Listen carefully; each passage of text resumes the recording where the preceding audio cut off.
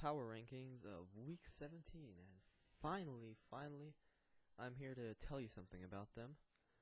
So, this is pretty much my week 17 predictions, although I'll have another video up for that.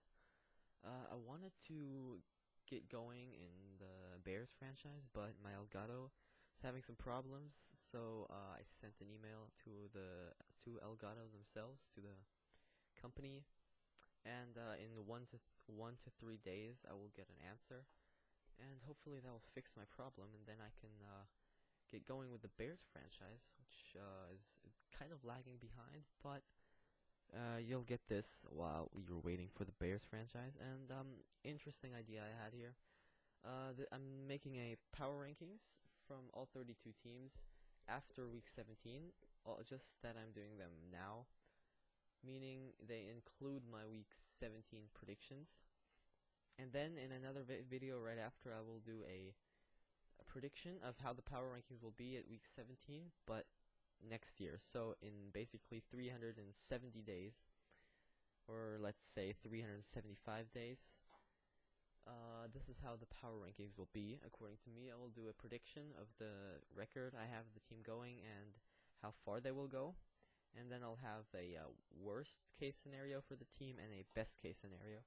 I could technically make this of all 32 teams. I might actually do that as well. But today I'm just making the little version, I'd say. The short version would be like 2 20-minute videos, most likely, of all 32 teams. I have that right in front of me, and I will tell you something about each team and how I have them ranked. Alright, so place 32 of week 17 tomorrow. Or not tomorrow, week 17 coming up. There's really no way for the Cleveland Browns to escape this place anymore after starting 0-14, and they beat the Chargers 20-17. It's okay. The Chargers are just shooting up the draft boards and getting higher predictions, higher picks. So that's fine for me. It's just very embarrassing to get your first loss of the season to a most likely 0-16 team otherwise. And people are saying, oh, the Browns might have a chance against the Steelers. And, they might have a chance against the Steelers. But to be honest, right now I think the Steelers' backups are better than the Browns' team themselves. So I have them losing that game. It doesn't really matter if they're 1-15 or 2-14. But I have the Browns losing against the Steelers, meaning they will be 32nd, and they're at 1-15 at the end of the season.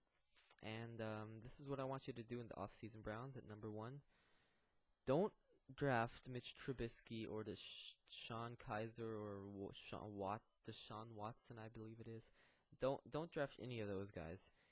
The truth of the matter is you're not making the playoffs next season, so don't rush getting a franchise quarterback.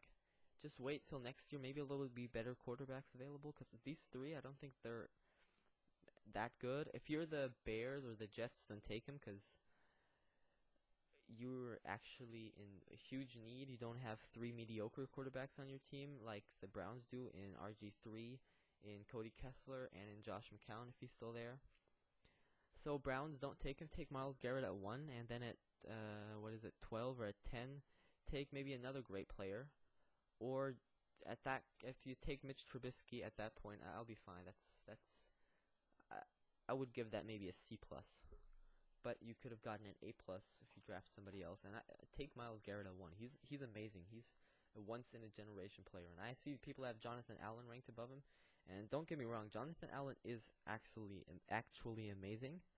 But I don't see how he's anywhere close to Myles Garrett, to be honest. Even if Myles Garrett will have this occasional game where he won't get any sacks, to just not show up, Myles Garrett is the real thing.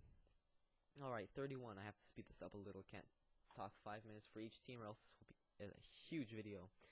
The 49ers, they're gonna lose again to the Seahawks. Seahawks need to win. If the Seahawks lose to the 49ers, they're in big trouble. They're not gonna lose to the 49ers. So, 49ers at spot 31. I don't know how they're going to get out of this hole next season, but go ahead and try, 49ers. Kaepernick might show himself a bit. I really see he's going to have trouble against the Seahawks defense, though, and the offense might not get anything going. Carlos Hyde is good, but Seahawks run defense, Seahawks defense altogether is just too good. So then place at spot 30 we have the Chicago Bears at 3-13. Against the Vikings, they might actually win against the Vikings, in which case I'll be really disappointed in the Vikings, and then I would have no faith in them. I don't have any faith in them. I just have that little bit that tells me they're gonna at least beat the what is it now, 3-12 Bears, at least that. So Bears at spot 30. Then we have at 29 my ranking are the Jets at 4-12. The Jets are absolutely horrendous. They have Muhammad Wilkerson and Sheldon Richardson, and that's it. And they have Bryce Petty and Christian Hackenberg and Ryan Fitzpatrick, which are all negatives. I would cut all three of them immediately. Well, I would not, because Christian Hackenberg you drafted in the second round. You need him to be good, or else it'll be absolutely embarrassing. But those are the three worst quarterbacks in the league, probably, with like not Tom Savage, with Brock Osweiler maybe. So horrible Jets. I have you below the Jaguars and the Rams. And speaking of that, the Rams are at 28. Man, the Rams are bad. Their defense, people say their defense is good. I don't know if it really is it? They have a nice pass rush with Robert Quinn and that other guy, but I don't see it really. Jared Goff is bad this season. I don't know what their new coach is going to do with him. Jeff Fisher really wanted him. Now he can't have his fun with Jared Goff, unfortunately. 4-12 for the Rams. And then we have the Jaguars at spot 27. Finally, they got the win I was hoping for. This is really what, if you look at their team on paper, what you'd expect from guys like Alan Hearns, Allen Robinson, freaking T.J. Yeldon, or T.Y. Yeldon even. I think it's T.J. Yeldon. I don't know. And you have Malik Jackson. You have Julius Thomas. That's already a good offense. Then you have, like I said, defense, Malik Jackson. Jalen Ramsey's amazing. You have Myles Garrett. All of these pieces that you just have to... It's like a puzzle. You have to fit them correctly, and then it'll get going. And even Blake Bortles had a good game. So maybe that's a sign of things to come. I hope it is. I'd be really happy for the Jaguars if it is, because on paper they're maybe a top 20 team at least. So then at 26, Chargers, they're gonna lose 5-11. They're gonna get destroyed. Maybe not destroyed, because Chargers don't get destroyed. They just choke games away. They're not gonna upset the Chiefs though. So could I really do anything else with the Chargers? But do what I've done if they lose to the Browns? I can't say, well, the Chargers, they have Phillip Rivers and Melvin Gordon, and they're gonna be at spot 17. No. The Chargers, they're gonna be okay the next few seasons, because they have a really talented roster with Joey Bosa is amazing, Melvin Ingram, Jeremiah Tacho on defense. That's just the pass rush. And they have Jason Verrett. In the secondary, your linebackers are good with Denzel Perryman, Tavis Brown, and Manti Te'o even.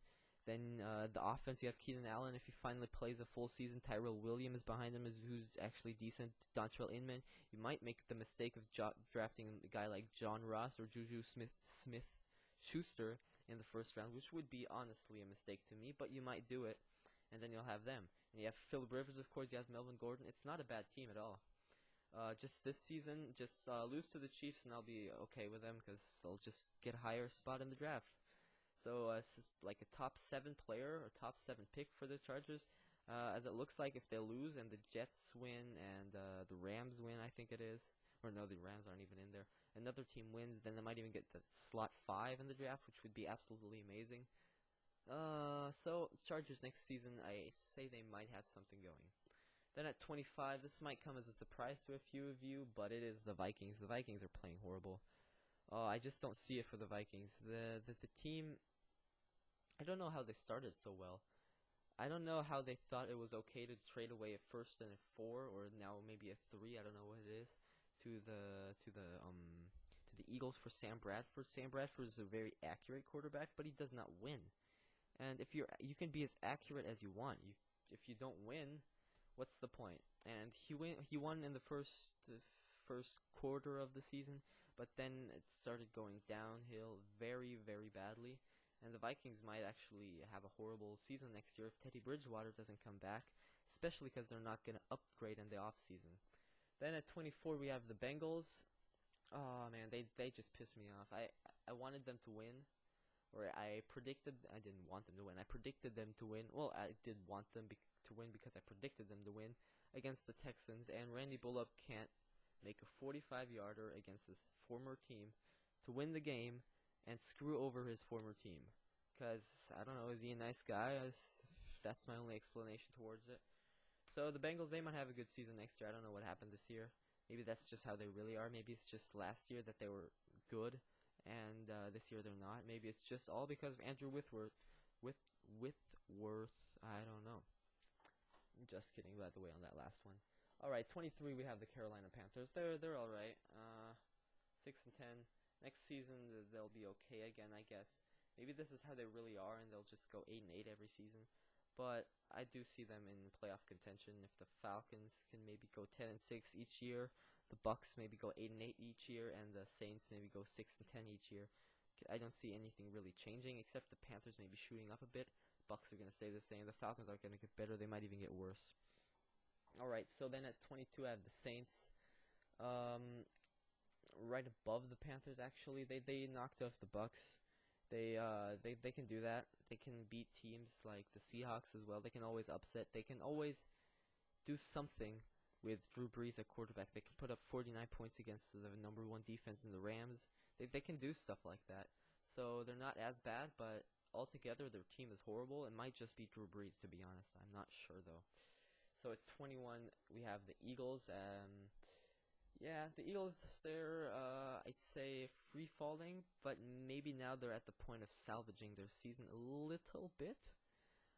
Carson Wentz is amazing in next year and the year after that, maybe just in 2 years. He's not Blake Bortles, guys. I see people saying, oh, he's throwing picks, he's bad, he's Blake Bortles.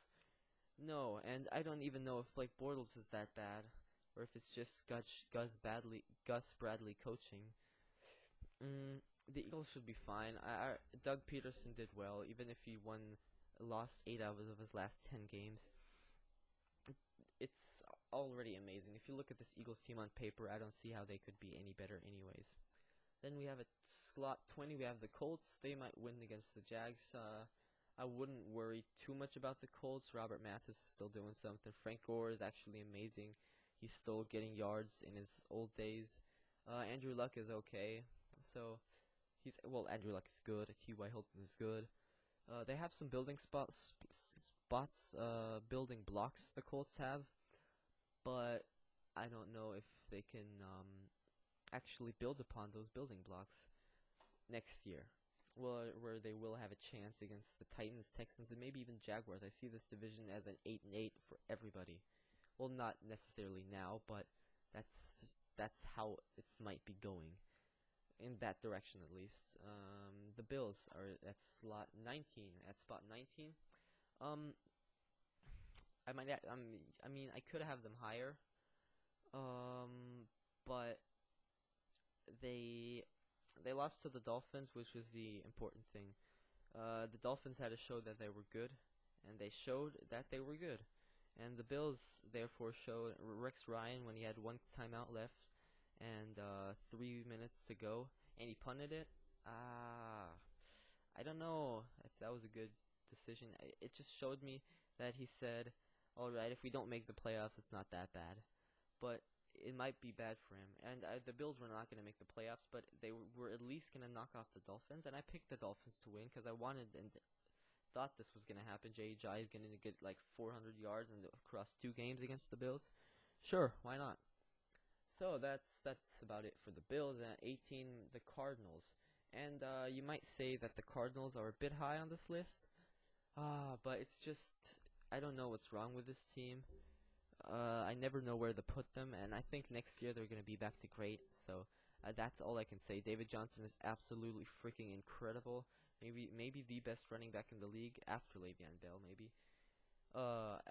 As a receiving back, I don't know how his talent went unnoticed before, like a year before last year, because the Cardinals, they were up to drafting Amir Abdullah and they passed on him, or they didn't pass on him, but the Lions drafted him, so they went backup plan, drafted a linebacker, and then in the 3rd round they drafted a guy they didn't know much about in David Johnson, and now look what happened. So spot 17, we have the Tennessee Titans. I was convinced they're gonna make it. They didn't. They choked. I would have them here even if they did win the game because Marcus Mariota is down. So that's really unfortunate, but that's just what happens. And at 16, we have the best friend of Marcus Mariota, of course, Jameis Winston. At 16, he couldn't pull it off against the Saints, so you move down. Well, you don't move down, but you're not making the playoffs. And I see that they're still technically in the hunt for the playoffs, but people saying like, oh man, the Buccaneers, this is their last chance, and it's so close, they might make the playoff. And I've gone through so many scenarios in the playoff machine. I just don't see how the Bucs are gonna make it. I don't even know if if they're sitting in front of their TVs at home and saying, "Ooh, I want the Cowboys to win. Ooh, I want the Lions to win." I don't even know who they're rooting for. And then they need to freaking beat the Panthers. I don't even know if they can do that. So then at 15 we have the Texans. Not high on the Texans. I gotta put them at 15 though. They're gonna make the playoffs. They're gonna get destroyed by the Chiefs or whoever they're playing. No matter who they're playing, they're gonna get destroyed. They're gonna lose. It's bad. It's really bad. So this whole division is basically a joke at the moment. I'm saying at the moment because every team except maybe the Texans are on the rise, and maybe the Colts are not quite on the rise yet because they have old veterans like Robert Mathis and Frank Gore who aren't gonna get much better. At 14, the Broncos. I'm so absolutely disappointed in the Broncos. I said in my picks and predictions video that the defense is gonna be back to amazing. Oh boy, was I wrong. I predicted upset here. I don't know what gave me the feeling. Maybe their Super Bowl season last year. I was looking at the tape again and I was like, oh man, Von Miller, he's so good. Oh man, their pass rush is so good. Their secondary, Chris Harris, Aqib Talib, oh, they're so good. Well, the so good defense doesn't, amazing defense, number one defense, Super Bowl caliber defense does not give up 33 points, which is why they're sitting here at 14. At 13, we have the Ravens, so that just proves to you, the Ravens above the Broncos, yeah. The Ravens gave the Steelers a fight, and the Ravens were this close to actually being in the playoffs. They didn't make it, though. The Ravens are fine. They have an old team, but even if they have this old team, I wouldn't say they're going to be like bottom 5 team as soon as these players retire. They're fine. They might not be on the rise, but I wouldn't, as a Ravens fan, I wouldn't worry too much. Sure, they're not going to make the playoffs this season, but that's alright. So then, at 12, we have the Redskins. I don't even know if they're going to win this game. If they lose, I would drastically drop them, because they had so many chances to lock up the playoff spot they had, or they were wanting to have, and they can't. So they're at 12. And then at 11, as also maybe a surprise, the Dolphins are just one spot ahead of the Redskins. And yes, the Dolphins, they've been winning for a while. They're going to lose to the Patriots because the Pats want this number one. The number 1 seed. Obviously, they want it, and that's what's going to happen. Dolphins, I'm really high on them, though. If they actually win a playoff game, then Adam Gase deserves Coach of the Year, because what he's done with this Dolphins team is incredible. How he got Ajayi going, how he got this defense going is actually amazing. At spot 10, we have the Lions. If they had just kept their streak going with Matthew Stafford playing amazing, then they could be at spot 5 or so right now. But they're not. They're sitting at 10, which is okay. If they want to not make the playoffs, that's totally fine with me. I don't care. Matthew Stafford was playing amazing, and I wanted Matthew Stafford to show if he's any clutch in the playoffs. I guess he's not even clutch enough to make it into the playoffs because they're going to lose to the Packers. I don't know what should happen for the Lions if they lose to the Packers. Maybe a meteor will fall onto the Packers airplane, but that's my only explanation for the Lions winning next week. So at 9 we have the Giants. Giants at 9 seems about right. The Giants, the loss to the Eagles, people are freaking out about it. I think it's okay. I mean, sure, the Giants wanted to get a higher seed and maybe get a first-round bye with the Seahawks struggling, but yeah, it's okay, Giants. I mean, we all know that if the Giants make the playoffs, they're winning the Super Bowl. Right? So the Giants already clinched the playoffs, so why am I even doing this video? I mean, basically, season is over, isn't it? Alright, then spot 8 we have the Steelers. Steelers, they're an interesting team. Le'Veon Bell is amazing. Their offense is absolutely amazing. Big Ben's struggling. Don't worry, he'll be okay. He's fine. They're the only team in the AFC that have a chance to knock off the Pats. And I'm serious. They're the only team. No other team has a chance. The Raiders without Derek Carr, no chance. They have less of a chance than the Texans and the Dolphins. The Raiders without Derek Carr are not the Raiders. And if this had happened 5 weeks ago, then the Raiders would be dropping down power rankings week by week, and maybe even missing the playoffs in this division. But it didn't.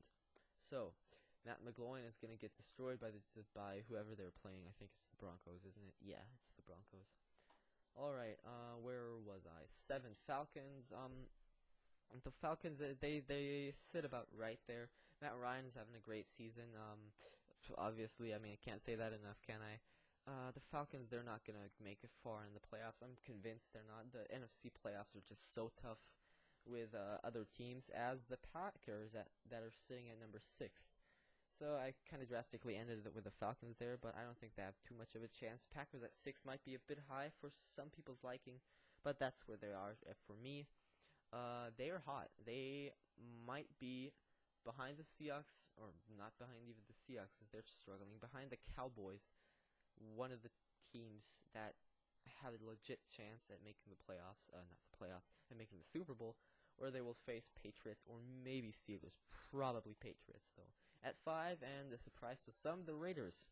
Yes, the Raiders are sitting at 5 now. They're going to lose next week and drop to 5th seed. I'm convinced. The Chiefs are going to beat the Chargers. The Raiders are going to lose to the Broncos. What are they going to do without Matt McGloin, without Derek Carr with Matt McGloin? What?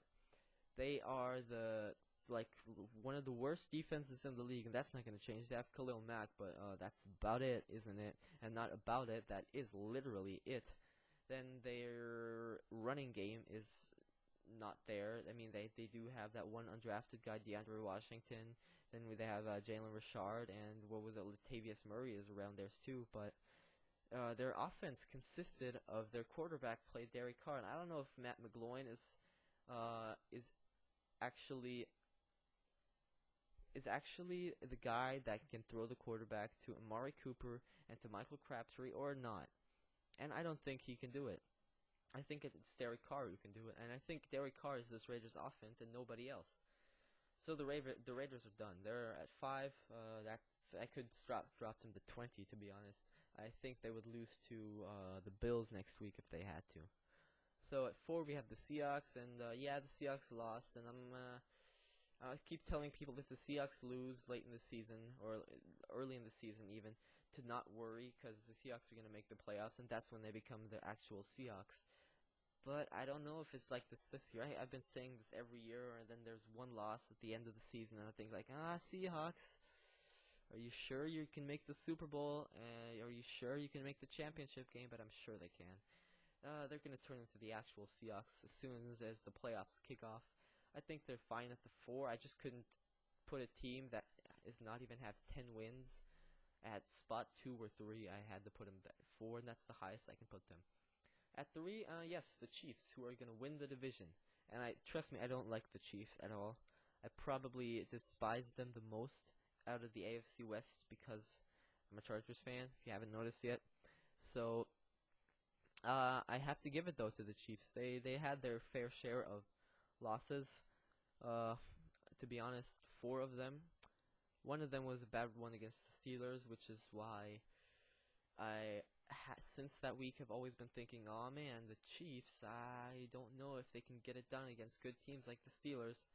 But they can, as it seems, and they are going to next week. So I think 3 is fairly a fair spot for them. And now at 2, now the question is, who do I have at 1, who do I have at 2? Is it the Cowboys at 2? Is it the Patriots at 1? Is it the Cowboys at 1? Is it the Patriots at 2? Patriots are at 2. They're going to go 14-2. And the Cowboys are going to go 13-3. Maybe they'll go 14-2. But I still have the Cowboys above them because the Patriots do have Tom Brady and Julian Edelman, which is their offense, basically. LeGarrette Blount's, they're okay, yeah, sure. Their O-line, it's there, okay, whatever. Their defense consists of Jamie Collins. Oh, wait, Jamie Collins isn't there anymore. Who else? Dante Hightower, yeah, okay, yeah, he's might go. Who else? Okay, so Jamie Collins, Chandler Jones. Oh wait, both of them are gone. Their defense. I don't know who it consists of anymore. Malcolm Butler, yeah, sure. Logan Ryan, he's there.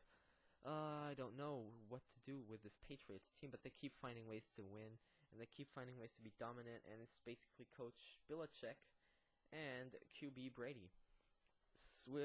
But because of those significant losses on defense, I'm putting the Cowboys at 1 with no explaining. Dak Prescott, Ezekiel Elliott, mediocre defense, or I'd say okay defense. Cowboys at spot 1, they're going to go 13-3 maybe if it's because they benched their starters because they got the number 1 seed locked up. Or they'll actually win 14-2. Cowboys 1, Patriots 2, Chiefs 3. I hope you enjoyed the power rankings, and the video of best and worst will come up. This was very emotional for me, having to rank all of these teams, having to say, oh, you're bad and you're good. See you next time.